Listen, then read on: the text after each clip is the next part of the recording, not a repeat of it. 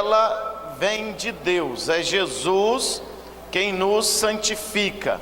Nós só conseguimos nos santificar a partir do momento que nós entramos na presença de Jesus. Então é no contato de Jesus que a gente se santifica.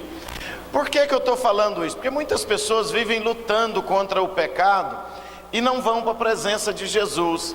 E é lá na presença de Jesus que a verdadeira santificação acontece. Amém? Isso está ligado à minha pregação de hoje. Hoje eu vou falar sobre a graça.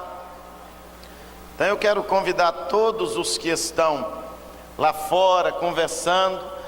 Nós vamos ligar esses refletores aqui. E eu quero que vocês observam uma coisa. Pode ligar. Olha só o que é a santificação. Põe ali, naquele dali, Wellington, aí. Olha só o que é a santificação. Santificação é assim: eu estou aqui no mundo. Está todo mundo me enxergando bem aqui desse lado? Sim ou não? Está me vendo? Se eu quero ser santo, logo eu tenho que ir para a presença de Jesus. Quando eu chego na presença de Jesus, queridos, a minha vida fica assim. Vocês estão entendendo a diferença? Vocês estão me enxergando mais do que a luz ou a luz mais do que a mim? O que você está vendo mais? Eu ou a luz? O que você está vendo mais? Eu ou a luz? É assim a santificação. Amém? Quando eu estou na presença de Jesus, o que eu vejo mais? Se você estiver na presença de Jesus, o que as pessoas vão ver mais? Os seus pecados ou Jesus? Amém? Eu quero falar um pouco sobre a graça, para você entender o que é a graça. Algumas pessoas, quando a gente fala sobre pecado, sobre fazer coisas erradas, eles recorrem à graça. Eles falam: não, tudo é graça, é assim, a graça, Jesus me aceita pela graça. O camarada pinta e borda, depois vem com essa história de graça. Vem falar: ah não, Jesus me perdoa, tem a graça, né? E eu quero falar um pouco sobre isso. A graça é um ato soberano de Deus de conceder o perdão, a salvação a todos os que crerem em Jesus. É um favor imerecido, um presente, uma graça. Hoje vamos falar sobre esses assuntos, porque muitos de nós estamos interpretando a graça de maneira errada. Então, vamos ver o que é conceito de graça? Diga comigo: graça é um ato soberano de Deus de conceder perdão. Fala de novo: perdão, salvação, santificação, gratuitamente. Como é que é, pastor? É gratuito? É gratuitamente. A todos os que crerem. A quem ele concedeu isso? Aos que crerem. Ele concedeu gratuitamente. Eu já fiz uma ilustração aqui. Pensa você que isso aqui é um diamante. Eu tenho um diamante aqui, 78 faces, caríssimo. Eu tenho esse diamante e eu sou soberano sobre esse diamante. Ele é meu. Eu faço o que eu quiser com ele. Se eu quiser pisar nele, eu piso. Se eu quiser jogar ele fora, eu jogo. Mas e se eu quiser chamar o Alisson aqui e dar ele de graça? Vem cá, Alisson. Não, eu quero te dar de graça. É seu esse diamante. Eu também faço, porque eu sou soberano sobre ele, é meu. Assim Deus fez conosco. Ele é soberano sobre nós, ele faz o que quiser. Se Deus mandar cada um de nós aqui para o inferno, ele tem razão. Se ele mandar cada um para o céu, também ele tem razão. Porque nós somos dele, ele é soberano, ele faz o que quiser. Então Deus resolveu perdoar. Não havia razão para isso, não havia justificativa para isso, não havia nenhum argumento para Deus fazer isso, mas Ele resolveu fazer. Agora, eu resolvi dar o diamante para o Alisson, eu resolvi dar algo muito precioso para ele, né? Pega o diamante aí, irmão. Agora, se ele pegar esse diamante e colocar para os porcos, vai ter valido a pena? Vai ter valido a pena eu dar isso para ele? Não, mas ele tem o direito de fazer isso. Se ele pegar esse diamante e jogar no mar, ele tem o direito de fazer isso? Tem ou não tem? Mas isso muda a vida dele? Não, não muda a vida dele. Se ele pegar esse diamante e fazer desse diamante um grande tesouro, ele vai lá no joalheiro e vende, e faz uma fortuna, e compra uma casa nova para a mãe dele, vai ter valido a pena o presente na vida dele, sim ou não? E ajuda a família dele, vai ter valido a pena ou não? E traz um dízimo aqui para a igreja, vai ter valido a pena o diamante? Sim. Então, ele pode fazer com o diamante o que ele quiser, mas existem coisas que, se ele fizer, não vai ter valido a pena dar o diamante para ele. Então isso é graça.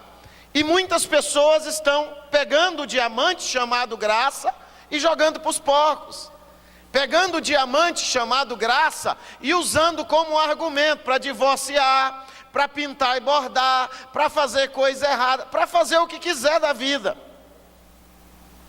E isso você está fazendo algo muito insensato. Jesus fala assim: olha, não dê as vossas pérolas aos porcos. Por que não podemos dar pérolas aos porcos? Porque ele não vai valorizar aquilo. Então graça é esse favor imerecido. A primeira pergunta que eu fiz: o que a graça faz? A Bíblia diz em Efésios 2, do 8 ao 9: porque pela graça sois salvos por meio da fé, isso não vem de vós, é dom de Deus. Fala, é uma dádiva. A palavra dom no inglês é traduzida como gift. Gifts em inglês é presente. Fala, graça é um presente, é um dom, é algo que você não tem nada que você faça que você vai merecer isso. Não vem de obras, para que ninguém se glorie. Então a graça salva. Existe a graça salvífica, existe a graça comum. O que é a graça comum? A Bíblia fala que Deus faz chover na horta do justo e do injusto. Repete comigo: Deus faz chover na horta do justo e do injusto. Qual que é a diferença que a graça comum vai fazer na vida da pessoa? É se ele plantou. Se ele não plantou, a graça comum não resolveu nada na vida dele. Deus faz chover no meu quintal. Ô Deus, manda oportunidade para mim, e manda oportunidade para todo ser humano na face da terra. Agora, o que cada um faz com a oportunidade vai redundar nos resultados de acordo com o que você faz. Então a graça, ela salva, diga, ela salva. A graça salvífica, ela justifica, fala assim, justifica. Sendo justificados, o que é isso? O que é justificar? Vamos pegar aqui uma pessoa, um exemplo. Vamos pegar o Fernandinho Beiramar. Quem já viu falar do Fernandinho Beiramar aqui? Um dos maiores narcotraficantes do Brasil. Um dos maiores narcotraficantes. Vamos supor que o Fernandinho Beiramar se converteu. Pegar alguém que parece com ele aqui. Vem cá, Rui. Parece ou não parece? Só é mais branco. Fernandinho Beiramar se converteu. Pastor, o cara mandou matar 150 lá no Rio de Janeiro. Detonou a vida de muita gente. Mas ele converteu ao Senhor. Então ele vem aqui para a igreja de Cristo Papilão e aceita Jesus. Graça e paz, irmão Fernando. Graça e paz. Seja bem-vindo à igreja de Cristo. Amém. Tem outra maneira de receber ele? Ele se converteu. Cara, mas ele matou 150 lá na favela do Rio de Janeiro. Ele pintou e bordou lá. Como é que justifica ele, a gente receber ele bem aqui? Que justificativa que tem para ele ir para o céu? Que razão que Deus tem de levar ele para o céu? Diga para a pessoa que está do seu lado: nenhuma. A única justificativa é a graça. É a única justificativa. Deus resolveu salvar ele. Deus, a Bíblia diz, não olha o tempo da ignorância. E você sabe o que vai acontecer com o irmão Fernando, com o irmão Fernandinho Beira-Mar, que agora virou Fernandinho Beira-Rio, ou Beira-Córrego, diminuiu, né? O que aconteceu com o irmão Fernandinho aqui? Ele vai morar no céu conosco, no mesmo lugar, na mesma bate-caverna que nós vamos morar lá no céu. Ele vai morar conosco. A única, pensa com a sua razão, mas ele não merece. Eu não fiz nem a metade do que ele fez e estou tendo dificuldade. Repete comigo: a graça justifica. Só a graça que justifica. Seja bem-vindo, irmão Fernando. Vamos morar no céu, camarada. Como é que fala lá, os carioca lá no Rio? Ô bicho, seja bem-vindo aí, meu irmão. Vamos bater uma moral lá no céu, dar uma caminhada ali, pegar uma onda lá junto com o Criador. Falou? Seja bem-vindo. É isso. A única coisa capaz de justificar a salvação do pastor Roberto é a graça. Porque eu não fiz coisas que o Fernandinho Beira-Mar fez, mas eu fiz pecados semelhantes ou piores do que o dele. Você também fez pecados e mais pecados, porque para Deus não existe grande pecado grande pecador e pequeno pecador. Existe pecador e existe salvo. Pecador é pecador, salvo é salvo. A diferença é essa. A graça também está escrito assim: sendo justificados, repete comigo, gratuitamente, pela sua graça, pela redenção que há em Cristo Jesus. Mas cremos que seremos salvos pela graça do Senhor Jesus, como eles também. Atos capítulo 15, versículo 11. Vamos passando para frente. Por que precisamos da graça? Por quê? Fala para a pessoa que está ao seu lado: porque todos pecaram. Todos pecaram. Diga para o irmão que está do seu lado, Romanos 3, 23. Todos pecaram. Todos pecaram e destituídos estão do que? Da glória de Deus. Fala para o seu irmão assim: todos pecaram, inclusive você, inclusive eu. Nós, a Bíblia diz que Deus encerrou todas as coisas debaixo do pecado. Bom, irmãos, então se todos pecaram, logo não existe ninguém melhor do que ninguém. Amém? Eu vou repetir, você não entendeu. Se todos pecaram, quem é melhor do que alguém aqui nesse lugar? Quem aqui é melhor do que o Fernandinho Beira-Mar? Quem aqui é melhor do que... Ninguém, não é ninguém, irmãos.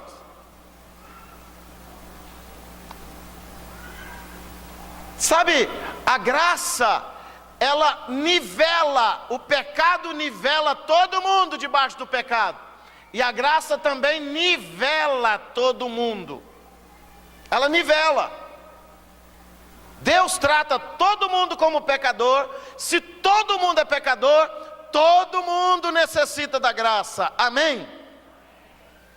E por que precisamos da graça? Era a única solução. Diga, era a única solução. O homem se enveredou tanto no pecado, se enveredou tanto na perdição, afastou tanto de Deus, que a única justificativa de Deus, a única maneira de Deus nos trazer de volta, é como um pai que vai lá na sarjeta, lá no buraco, sem nenhuma razão, nada que justifique, pega o filho e traz de volta para casa. Entendem isso? Lembra da parábola do filho pródigo? Sim ou não? Não tem jeito. Eu estava ouvindo uma pessoa falar uma vez sobre as mães de pessoas que estão presos. Achei interessante isso, porque isso parece muito com a graça. Uma pessoa falando assim, uma mãe, quando tem um filho bandido, um filho preso, muitos aqui já tiveram essa experiência, ela não está nem aí o que o filho fez. Sabia disso, irmãos? Ela não está nem aí se o filho matou 10, 15, 20, 30 pessoas. Ela sofre por isso. Ela não está nem aí, ela não imputa no filho. Para ela, aquela pessoa que está ali não é um assassino, não é um traficante, não é um assaltante. Para ela, aquela pessoa é filho. Repete comigo, filho. Ela é mãe. Ela está limpando as merdas daquele filho desde quando ele nasceu. E uma merda a mais e uma merda a menos não faz diferença na vida de uma mãe. Faz, irmãos? Não faz. Isso é graça. Isso é graça. Se for olhar para o que o filho fez, ela abandona. Ela abandona, ela larga para lá. Mas é filho. A graça é isso, não há outra maneira de ser salvo, porque não há solução, nós somos pessoas sem solução. Espiritualmente, a solução é Cristo. Deus providenciou, o Jeová Jireh, o Deus da providência, providenciou uma solução. Nós vivemos na dispensação da graça. A Bíblia diz em João 1,17: porque a lei foi dada por Moisés, a graça e a verdade vieram por Jesus Cristo. A história da humanidade é dividida em dispensações. A dispensação da consciência foi até Moisés. De Moisés para cá, até Jesus, foi a dispensação da lei. E agora, de Jesus até hoje, nós estamos na dispensação da graça. Nos primeiros anos da humanidade, ela servia a Deus pela consciência. Aquilo que a consciência dizia, pela fé, como foi Abraão, eles viviam. Na lei, eles serviam a Deus por causa da lei, para agradar a lei. Agora nós estamos na graça. E a Bíblia diz em Hebreus que a graça é muito mais superior do que a lei. A graça é muito mais intensa do que a lei. Logo, se na lei o adultério era um ato, na graça o adultério é uma intenção. O pecado de adultério na lei era o ato. Você podia desejar. Se você não caísse na tentação, não era pecado. Na graça não. Na graça, só de desejar já é pecado. Foi Jesus quem disse. Então a graça, ela é superior. Por quê? Mas também ela é superior para perdoar. Na lei, você precisava cumprir todo um ritual. Na graça, você precisa de um genuíno arrependimento. De um genuíno arrependimento. É diferente. Romanos capítulo 5, verso 20 fala: veio porém a lei para que a ofensa abundasse, mas aonde o pecado abundou, superabundou a graça. Na lei os pecados eram numerados, nominados, era atos. Na graça o pecado é intenção. Na lei matar era pecado, na graça irar é pecado. Entendem isso? Para você entender a diferença, irai-vos e não pequeis, está escrito em Efésios. Então, na graça, só de irar é pecado. Na lei, matar é pecado. Então Então, a graça, ela fez com que você compreendesse que o pecado não é ato. O pecado é aquilo que reside dentro de você, é a intenção do seu coração. Agora tem gente que pega a graça e fala assim: Deus conhece a intenção do meu coração. A intenção do seu coração é muito pior do que as suas atitudes, irmão.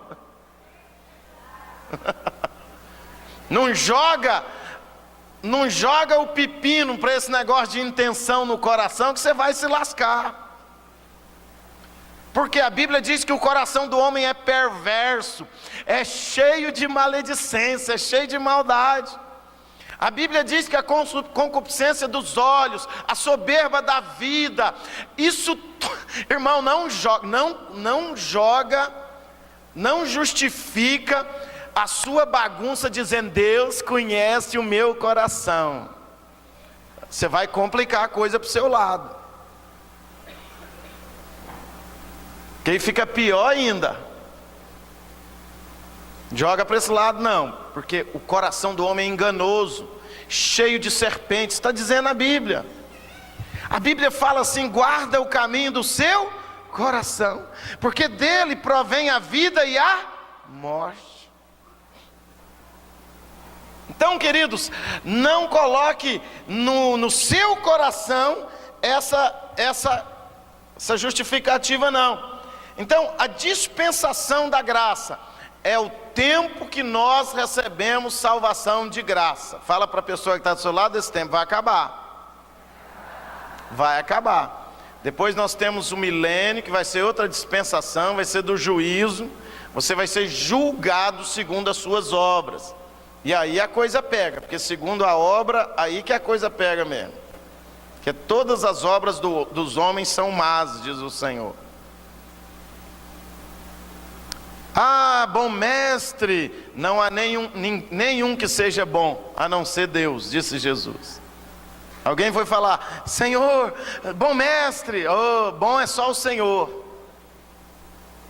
Então não adianta você bater no seu coração e dizer: eu sou bom, sou bonzinho. Bonzinho você pode ser bom não.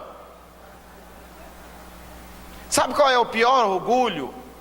O pior pecado das pessoas é quando elas batem no coração e falam: eu sou humilde. Eu sou tão humilde que quando eu quero olhar para alguém humilde, eu olho no espelho. Outro fala assim: eu sou muito honesto. Sou honesto até debaixo d'água. A Bíblia diz que não existe ninguém que é honesto, 100% honesto. Outro fala assim: ah, meu coração é tão puro, não vejo maldade, uma pureza. Faz isso não, irmão. Tenta fazer isso não. Fala igual o apóstolo Paulo: eu sou o maior dos pecadores, entre todos eu sou o maior. Que aí a graça vai superabundar na sua vida, entende isso? Compreende ou não? Sim ou não? Então não fica por aí jactanciando. Tem muito crente que gosta de fazer isso. Ah, eu sou muito justo, eu sou justo com as minhas coisas. Oh, gente, oh Deus, manda fogo do céu, Jesus, queima ele. Não faz isso não, irmão. Não faz isso. Não faz isso. A graça, queridos, ela veio na sua vida para que você reconheça quem você realmente é. Podemos abusar da graça, número 4, e é isso que nós estamos fazendo. Romanos capítulo 6, versículo 1 e 2, o apóstolo Paulo escreve assim: que diremos, pois? Permaneceremos no pecado para que a graça abunde? De modo nenhum. Nós que estamos mortos para o pecado, como viveremos ainda nele? Tem gente justificando o pecado, queimando cartucho com a graça. Sai da igreja, vai para o boteco, dança um forrozinho, vai ali, dança uma quadrilhazinha. troca de marido, troca de mulher, pula o muro, pula a cerca, pula o corguinho de ré, e depois vem, Jesus, sua graça. Jesus, eu preciso da sua graça. Sabe, a graça, queridos, uma das principais coisas que a graça faz na nossa vida é nos livrar do pecado. Está escrito aqui na Bíblia, Romanos capítulo 6, verso 14: porque o pecado não terá domínio sobre vós, pois não estáis debaixo da lei, mas debaixo da graça. Por que pecaremos? Porque não estamos debaixo da lei, mas debaixo da graça. De modo nenhum. Nós vamos pecar porque não estamos mais na lei, e sim porque estamos na graça? Paulo fala, de maneira nenhuma. Não sabeis vós que a quem vos apresentares por servos, para lhe obedecer, sois servos daquele a quem obedeceis? Se eu estou na graça e vivo aí pecando,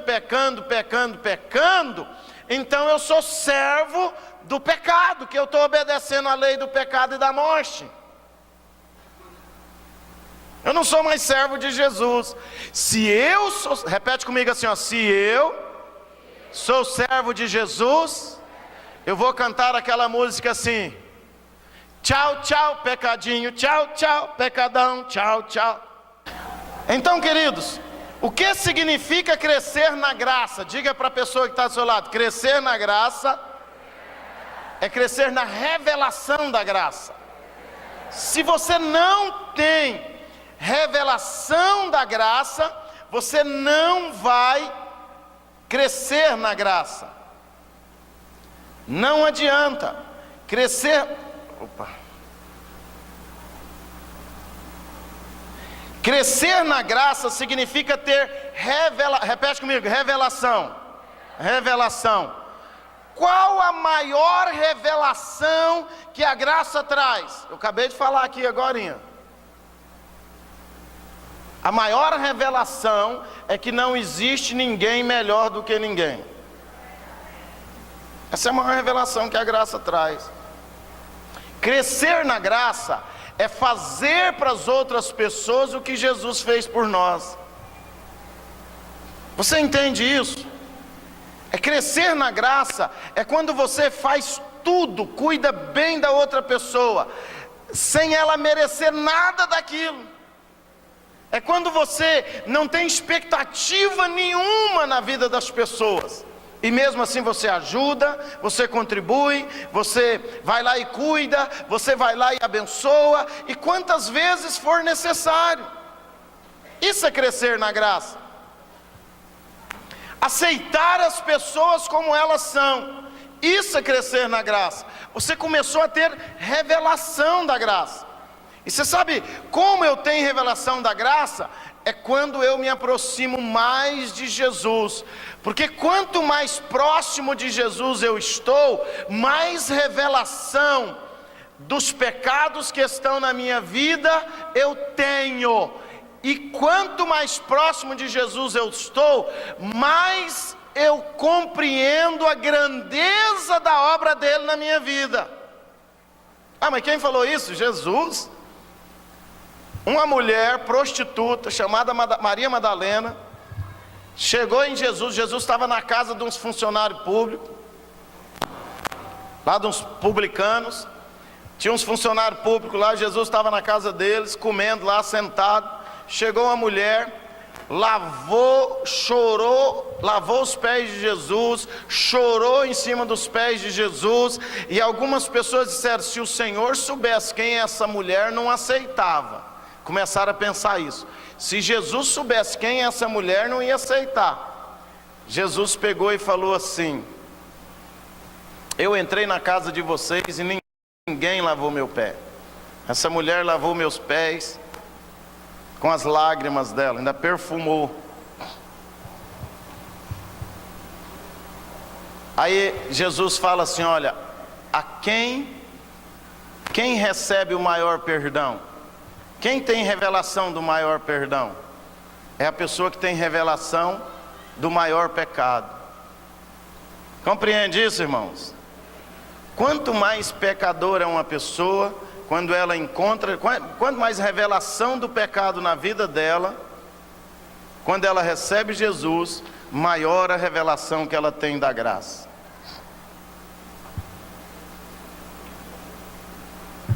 Hoje eu vi um pastor, me chamou na frente de umas pessoas e falou assim: gente, eu quero orar pelo pastor Roberto, porque tudo isso que vocês estão vendo aqui, acontecer aqui na nossa igreja, ele falou assim: primeiro Deus, depois o pastor Roberto.